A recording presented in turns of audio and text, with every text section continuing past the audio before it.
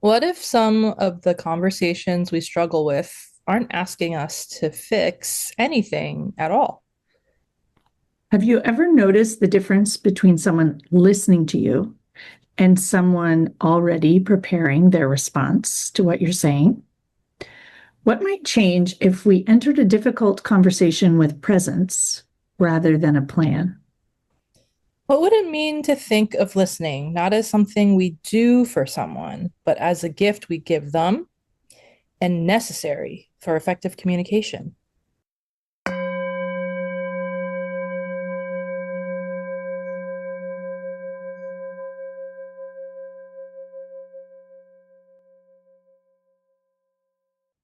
Thanks for joining us today at the Healing Medicine Podcast. Who are you listening to? I am Dr. Jessie Mahoney, and my co-host is Dr. Ni-Cheng Liang. We are two board-certified physicians who bring decades of experience to the conversation about wellness. If you crave more ease and aspire to rediscover your love for medicine and life, one mindful step at a time, you are in the right place. We hope you'll love today's episode, and if so, please share it. A reminder that nothing in our podcast is medical advice. So, welcome to our episode on mindful communication. The inspiration for this episode really originated from the mindful communication practice, which is a really big part of our garden meditation during our Connected Nature retreat at Green Gulch Farm and Zen Center. And we are going to be co-leading it once again in December. It's going to be a completely different vibe because it is going to be much cooler on multiple levels, not just temperature. So, our intention behind today's episode is that at baseline, let's establish the fact that as healers, as caregivers, we are trained to fix. We see suffering, we don't like seeing suffering, and we immediately want to move towards fixing it, getting a solution, making it better. And that instinct can definitely be very helpful, not only in our jobs and as caregivers, within the right context, of course, but sometimes our fixing can actually communicate something that was never intended, like judgment, for instance. So, trying to fix or solve someone else's problems can subtly or not so subtly actually say something like, you need to change. This shouldn't be happening. I know what you should do. And sometimes the other person doesn't want that and doesn't need that. Sometimes they just need us to listen with presence. So, in today's episode, I really want to kind of deconstruct the mindful communication exercise and really explore what happens when we slow down enough to listen without immediately fixing, advising, correcting, commenting, judging, or rescuing. What happens when we simply listen as a form of generosity and necessity? This is precisely what we do during the garden meditation. I also want to give due credit to where I learned to facilitate this exercise. So, this I learned during the mindful practice curriculum teacher training program that I did, oh gosh, probably about a decade ago now. And it was developed by mindfulness in clinical medicine pioneers, Doctors Mick Krasner and Ron Epstein, who wrote the landmark article in JAMA about mindfulness in primary care physicians. We also get to choose how we show up in our communications. And when we show up scattered, rushed, distracted, depleted, it has a cost. And so one of the things we want to add into this conversation about not only being present as a gift to the listener, it's a gift to yourself because it actually helps us conserve energy. And very often we don't notice that when we're in that fixing energy, we're actually draining our energy. And we often think about conversations that we have where we feel so drained afterwards. And we don't spend a lot of time simply being present, which is energy conservation in and of itself. And so being present is simply being in the moment. We don't have to manage our reactions, anticipate the other person's response, try to control the outcome. We're simply just there. So our invitation today is to think about how you show up for conversations, the value of being present and simply listening as opposed to fixing and solving, and the value of presence to other beings and the value of presence to yourself. So the first thing to dive into here, which for me was the most revelatory thing doing this exercise, and I don't usually get to do this exercise, but this time we decided not to split up our groups and do it all together because we had a smaller group, and actually so inspired by how wonderful that experience was, we're keeping the retreat smaller and keeping it all in, keeping us all together in that really just really special space. But this was the first time I've gotten to be a participant in the exercise. And what was really just struck me was that someone at the end of it, as we were doing a mindful inquiry after the exercise, someone brought up that when we are listening to fix and when we are not just simply listening, it's very often perceived by the other person as judgment. We see it as helping, but they see it as us thinking there's something wrong or needing to change something. And so while we want to fix and we want to help, it often is perceived as judgment. And this kind of blew my mind because it's just not a way I've thought about it before. So there's an inherent difference between asking the good question, how can I help, versus here's what you should do. And I love the fact that I start every clinic visit with that question, how can I help? It really sets the tone, and it's very clear about my role as a healer right when I get into the patient's room, no matter if they're a follow-up patient or if it's a new patient, because I do want to help. That is my intention for them coming in to see me. That is my intention for our encounter. Like, I want to be able to help in some way. And what I'm hearing you say here is to very specifically, even when you ask the question or initiate the conversation, the words that you use set the tone of the whole conversation. And I noticed that you don't ask them what the problem is. You're setting an intention to help, right? We label it in our notes as a chief complaint or the, history of present illness, but really you're saying, what can I help you with today? Exactly. Which is a very different energy. And I think the other thing that you're bringing into this is curiosity. So asking about what you can help with, because very often I think we decide what they need help with. And maybe, the medical assistant note says ear pain, but that might not be what they need help with. Maybe it's sleep, or maybe it's not ear pain at all. And I think sometimes we go down a path based on that rather than showing up curious. And listening from a place of presence is curiosity, because you're in the moment and you're simply paying attention to that one thing in the moment. And the other thing here is to support someone's process. And this brings me to sort of teenagers and kids. Like when we are able to just sit and listen and let them learn and share, there's a valuable gift here rather than trying to move them towards whatever outcome we think is best. Or very often we will talk in a way of trying to convince them to agree with us or over-explain things because we have an outcome in mind. And it's rare that in medicine do we ask a question or even have any conversation without a very specific outcome in mind. And then the last thing that kind of goes with this is being compassionate. And we can sit with someone's pain without fixing it. And very often they just want to be witnessed and seen, and recognizing that sitting with their pain might be the most healing thing that we can do. Whereas fixing it all the time, making it going away, solving it isn't necessarily what they want at all. And I find, at least as a coach, that very often people can solve the problem themselves, and they solve it in a way that wasn't necessarily what you were thinking. One of the tools in Martha Beck's coach training is tell me more. It's one of my favorite ones. Tell me more.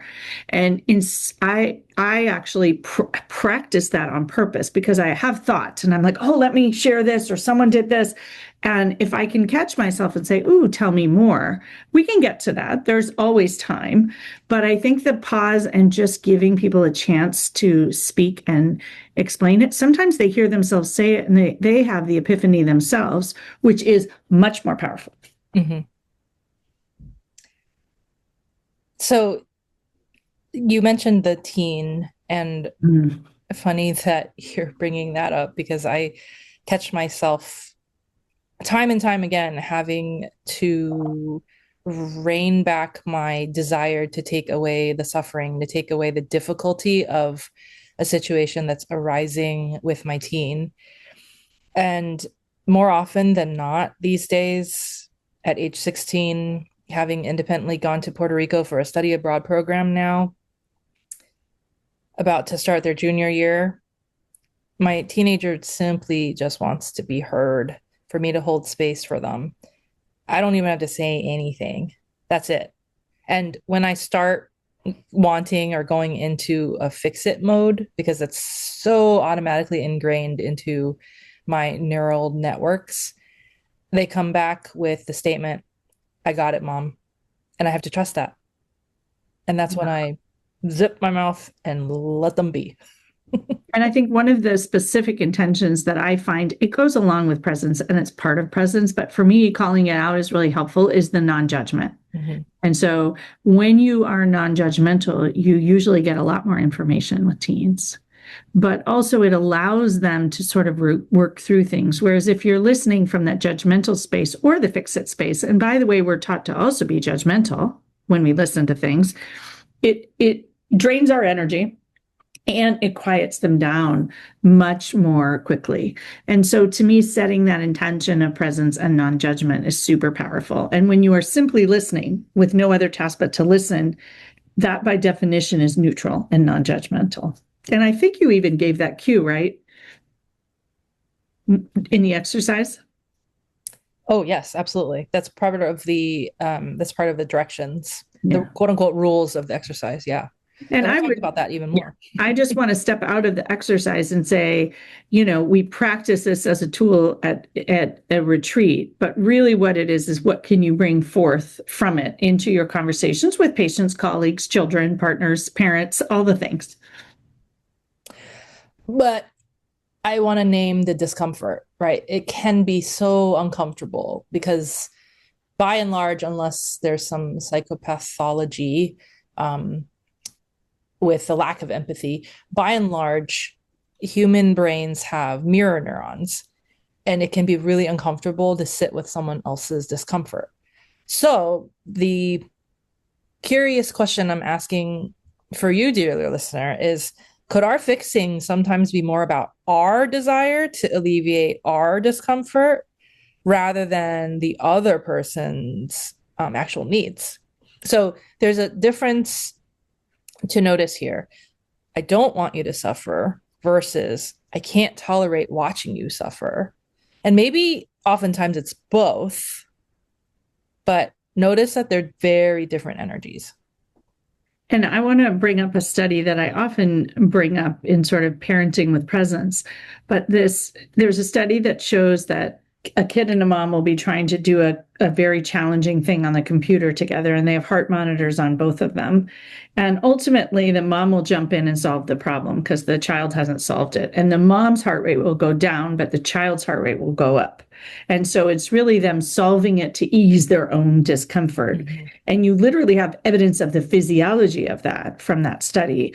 And I think it translates directly to this topic.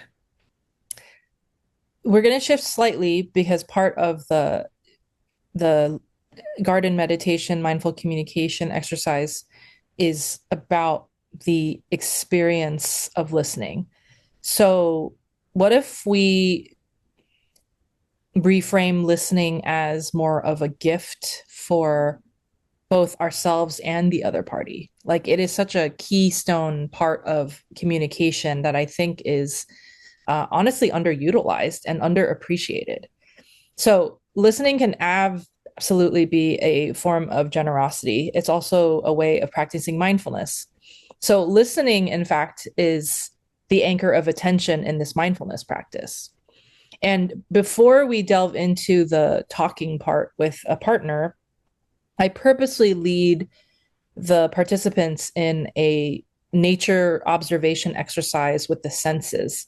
And listening is a key component of this noticing exercise. And I specifically ask the participants to simply listen for the act of listening and ground into the experience of listening and not trying to label what you are hearing, not trying to judge and not trying to identify the sounds, but simply sitting in the middle of the felt experience of the sound that we're hearing. And so that is, I think, for listening, a way to practice the non-judgment of listening. Because honestly, like if you think about it, labeling is a form of judgment too. Mm-hmm. So when we are immersed in the felt experience of that aspect of our senses, like listening, it can help us practice non-judgment and drop labels when we're actually listening to someone who's speaking words to us. So we're not listening while formulating our response. We're not listening so we can diagnose the problem. We're not listening so we can tell our own similar story and seek our own external validation from the other person. We're simply listening. We are monotasking. We are being really efficient when we monotask. And also, want to point out that do this in some settings. Like I think with patients, we're actually pretty good at, like for some time period anyway. But we tend to not give but we do it a bit. Like we give them a minute to do their thing and we do listen and we try not to judge. We don't do this so much with our colleagues and we don't do this so much with our families. And yet we could at least give them that same amount and then we can practice so we get better and better at it. Yeah, one of the main results of being this generous with listening is that it allows the other person to feel completely received and kind of metaphorically held and supported. And you don't have to have said anything. And having been a participant in experiencing this, it is a very unusual feeling, which tells you that it's not just physicians who don't listen and aren't present, but it's a very rare thing to have someone truly give you this gift of presence. And yet it's, this exercise is 5 minutes and it feels like an eternity. Mm-hmm. Yeah, it does. Someone is holding you in that way. And it's just a magical experience. Yeah, time definitely lengthens when the mindful communication is practiced in this way. So I'm going to give you a real life example that happened recently. So many of you probably know that I was involved in a hit and run accident. I was the car that was hit. And there was a lot of suffering that happened. And it had already happened. I had already sought the care that I needed. I knew I needed to go to urgent care because my back was starting to hurt. I knew I needed to get some massage. I needed to go and make an appointment with my therapist to help with a formal objective debrief process. But I really felt the need to share my story and to tell someone what had happened, to actually be acknowledged, to be held, and to be supported in my time of basically mental and physical anguish. And I felt like I had received the generosity of their gifts of listening to me as I simply told my story. And I'm grateful that I was able to do that with my friends and family and of course my therapist. And so the reframe about listening here could be that listening is no longer necessarily a tool to solve a problem. So listening doesn't require us to have an answer. And so what if the gift of listening is, oh yeah, I know what to do, but rather I'm here with you no matter what. So the keys to mindful communication in the listening, the active listening part of the exercise, and you can all adopt this at any time when you are having communication, a dialogue with someone, is to withhold your interruptions. Don't complete sentences. Don't offer advice. Don't judge. Don't compare what they're experiencing to something that you similarly experienced or differently experienced. And don't try to make their discomfort or your discomfort go away. And inviting you to notice what arises. One thing I want to add here too is sometimes it's helpful. You mentioned that you really just wanted to be listened to. And it's very helpful when you tell someone that. I think that I often find, especially in my marriage, it's helpful when I say, I just want you to listen, because sometimes people think you're bringing it up because you want them to solve. And so once you experience this side of being held and listened to and how rejuvenating and restorative it is, being able to ask that of someone is a really helpful thing to say, because they otherwise don't know that this is what you're looking for. So another thing that came up around presence at the retreat was this idea that presence is energy conservation. And while this came up in the mindful communication section, it also came up in many other things. And as you mentioned a few minutes ago, this idea of monotasking. And most of us multitask all the time, but presence is by definition monotasking, like doing one thing at a time and being present for it. And we know that saves energy in your brain. It saves emotional energy, and you are much less tired when you monotask than when you task switch all the time. There's an energetic loss when you're task switching. There's an energetic loss when you are thinking about the future, i.e. anxiety, worrying about the future, or judging the past. And so the judgment and anxiety is also energetically draining. Regret, which is your thoughts about the past, also energetically draining. Thinking about what you're going to say in response is energetically draining. So really thinking about how not the cost of not being present versus the cost of being present, which is a lot less. It's less expensive. And so I think just recognizing in this world where so many of us are so exhausted, being present in communications or being present in one task or being present in the room with your child or in the room with your patient, which is all a form of communication, just nonverbal communication, is a very different experience. And if you're looking for ways to not feel so tired at the end of the day, really focusing on this presence and energy conservation, because it's a really magical shift. And I actually last night found myself in an intense conversation with my parents about assisted living and what they were going to do in the future. And I practiced some of this because a lot of what needed to happen was them just to talk and process it. And they really just needed me to be present. And rather than thinking, well, how am I going to change the outcome of this? And how am I get them to think what I think? Literally, when I decided to just sit there, they actually worked through a lot of it and sort of figured out what was going to work for them. And it was so much more effective than me saying, I think you should do this. And by the way, my brother agrees with you. And by the way, this is why, and this is better, and all the things. That was not actually helpful in helping them get to where they needed to get to make a decision. But letting them move through it, even though it in some ways takes time, but it potentially takes less time than moving back and forth and the convincing energy. So a shortcut definition of mindfulness, as a reminder, is allowing the mind and the body to be here at the same place and same time. And that's super efficient.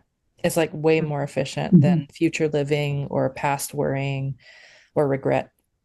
It's why yoga feels so good, right? Because mind and body are in the same place, and it's so rare for that to happen. So here's a techie metaphor of the 21st century. It's kind of like turning off or shutting down all of the unnecessary open tabs that are running in the background of our computer So we're ending the energy leaks and funneling the energy into what really matters to us, what's happening right now. And so we're still doing the same thing in terms of like the task, but we're no longer spending energy on everything else that's running in the background. So our next theme is the invitation to think about that the conversation actually begins before the conversation.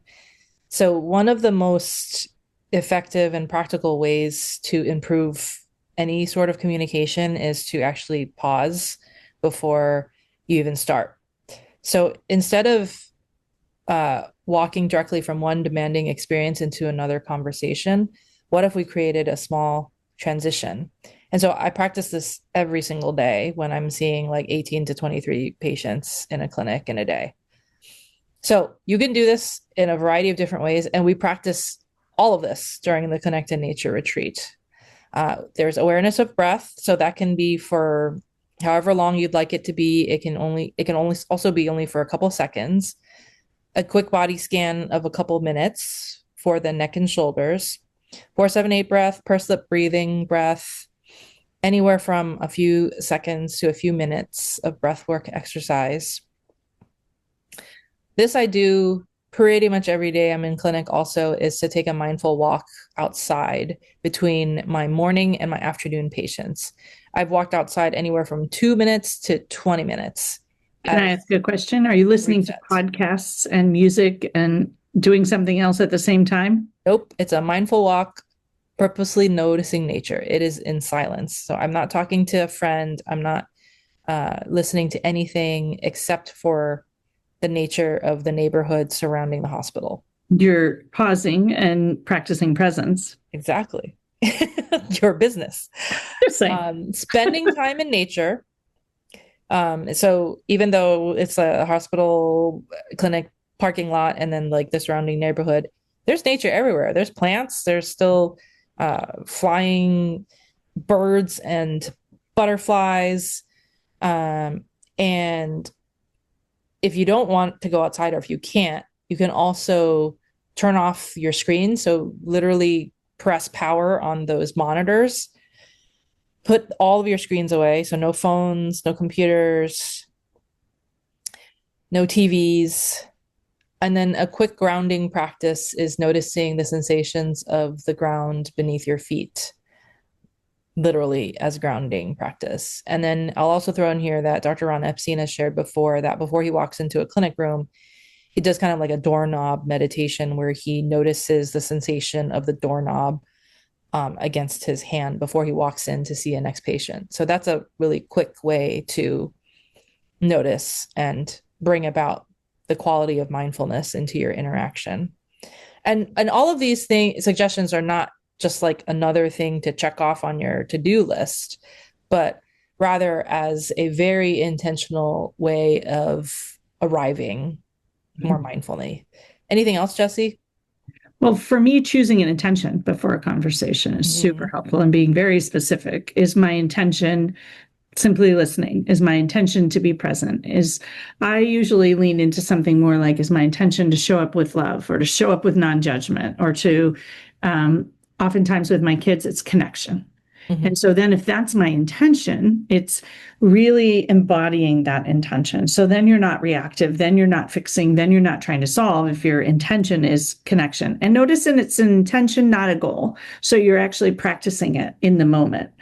The other thing that I will do if I'm going to have a difficult conversation is hand to heart. I might do it. I do it before to sort of set up your physiology for the conversation, or during, or both. If it's a difficult conversation, pausing and breathing. And I would say do that before, do that during. For me, if possible, even doing yoga before. For example, I will often when I speak at conferences, I often also teach yoga. And people are like, oh, well, we don't want you to do yoga the day of your talk. And I was like, oh, no, I want to do yoga before the talk, because then I'm in a very different physiologic state. And so I would say, we're talking about mindfulness, but remember the physiology of mindfulness. And so if you can set yourself up somatically to be present and to be in a calm state and to be in more parasympathetic energy, you will have much more success. And I will say, for me, also going for a walk, doing yoga, or simply pausing and breathing, those would be my quick go-tos. So we can shift the way we communicate from our default, which is we get activated and we react, versus showing up with presence so that we can develop and choose a response. And as I've said time and time again, mindfulness is able to be practiced anytime, anywhere, doing or not doing anything at all. And communication can absolutely be a mindful practice. So the goal isn't to become perfectly calm and zen before every conversation. It's simply to create enough space to notice, what am I bringing to this conversation? What am I hoping or wanting to control? And am I actually available to wholly listen? So mindful communication, though, is simply an invitation. It's a way of showing up, but it's not a performance. It's not about perfect. It's about practicing. And to me, it's about practicing in the moment. So if you remember any one of these tools in the middle of a difficult conversation, it can shift it can turn the rudder, the GPS slightly, and you'll get a totally different outcome. So it's not a list of requirements. It's simply showing up with a different energy, which is practicing curiosity, practicing noticing if you're present, noticing if you're trying to fix. I love the noticing if you're making assumptions, or what assumptions are you making? Because we're pretty much always making assumptions. We aren't aware of it. And for me, it's really thinking about, if my intention is connection, what do I do to stay connected? And that's actually also not being distracted and not thinking about something else. Because I think we've talked about, not judging and sort of active things to do, but it's also not doing other things where you're only half listening, which many of us are experts at. Mm-hmm. So, can you ideally let communication simply be about connection? That's really the goal, intention. And if you think about even the purpose of the communication or the conversation or the time together, for most of us, when we are interacting with another human, it is about connection. So as always, we like to end our episodes with some reflection questions. When someone comes to you with a problem, is your first instinct to fix or to simply listen? Where might your desire to help sometimes carry an unintended judgment? What does it feel like in your body when you are truly listening? What helps you arrive with presence before an important conversation? Who in your life might benefit from being listened to rather than being fixed?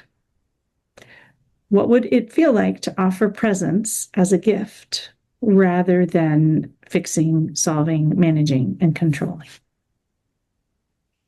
So mindful communication isn't necessarily about becoming a better communicator. It's more about becoming more present. We don't always need to fix. We don't always need to advise. And we don't need to make someone's discomfort disappear. Sometimes the most healing thing we can offer someone else is simply our willingness to stay, to listen, to be curious, and to let them have their own experience without immediately trying to change or fix it. And a reminder to set yourself up for success in this by caring for your own state, physical state, physiology, before you enter the conversation. Are you willing to try a few minutes of meditation, hand to heart, a walk in nature, a moment of silence, a couple of deep breaths? And in doing so, you will be more available for connection, both emotionally, energetically, physiologically. And we would love to have you join us to practice this. We're offering another Connect in Nature in December because it was so much fun and because we want to experience Muir Woods in the different winter energy, which is quite different, where we will likely have the place pretty much to ourselves on a weekday in December. And the yurt has an amazing fire and is so cozy in the winter. And so we thought it would be fun to share different nature energy. And we were able to secure a spot. So we would love to have you join us. There is CME available if anyone's looking to use their CME funds at the end of the year. And you can find out more on the website, and we'll put the link in the show notes if any of you want to join us. Stay on after the mindful moment, after the singing bowl for the mindful moment. And we look forward to connecting with you again next week. Thanks for listening. If our message resonates, we'd love to connect further. Join us for coaching, mindfulness experiences, workshops, and retreats. Invite us to speak at your institution or conference. When you work with us, you don't just consume information, you create real change.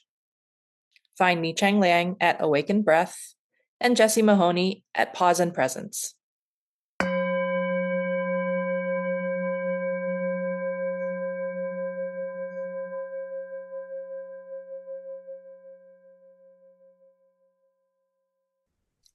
Welcome to this mindful moment offering. This is an invitation for you to close your eyes if it's safe for you to do so, or lower your gaze a few inches in front of you. And we'll start by simply listening. Listening to everything that's around you.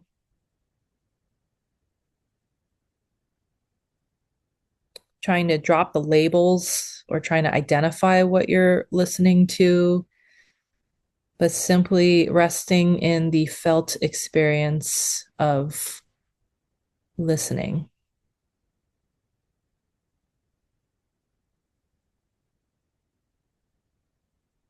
And then as you're ready, taking a few deep breaths in through the nose and out.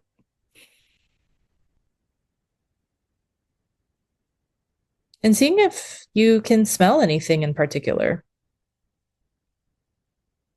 And maybe you don't smell anything at all, and that in it itself is a felt experience of this sense. Again, not trying to label anything that you might be smelling, but simply experiencing the sense of smell just as it is right now.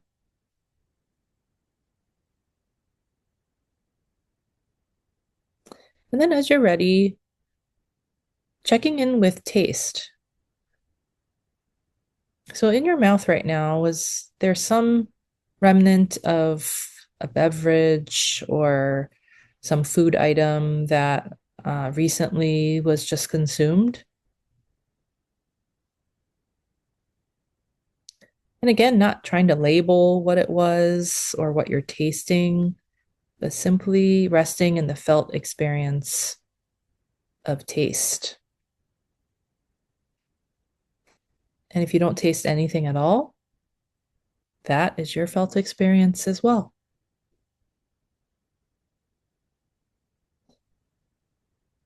And as you're ready, inviting you to notice all the points of contact between your skin and the environment. Perhaps noticing the support of the ground beneath you, if you're standing, or the support of whatever you happen to be sitting or laying on. Perhaps a sensation of clothing atop your skin, or the movement or lack of movement of air atop your skin in skin exposed areas. Noticing the sensation of hair upon your scalp or draped over different parts of your body, like your back or your shoulders. Seeing if you can simply notice all your touch points between you and your environment. And next, inviting you to blink open eyes and look all around you. What's above you? What's on either side of you? What's behind you? And again, not trying to label or identify anything that you're seeing, but simply noticing what it's like to see.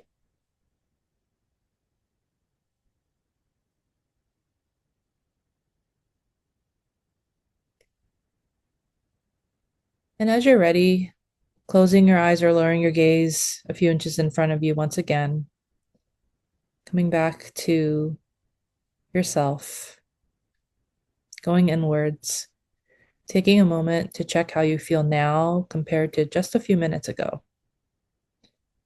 And inviting you to use this exercise, this sense awareness exercise before difficult conversations or any conversation, any dialogue, any form of communication that you might be approaching. And as you're ready, blinking open eyes, letting the light back in. Thanks so much for practicing with me.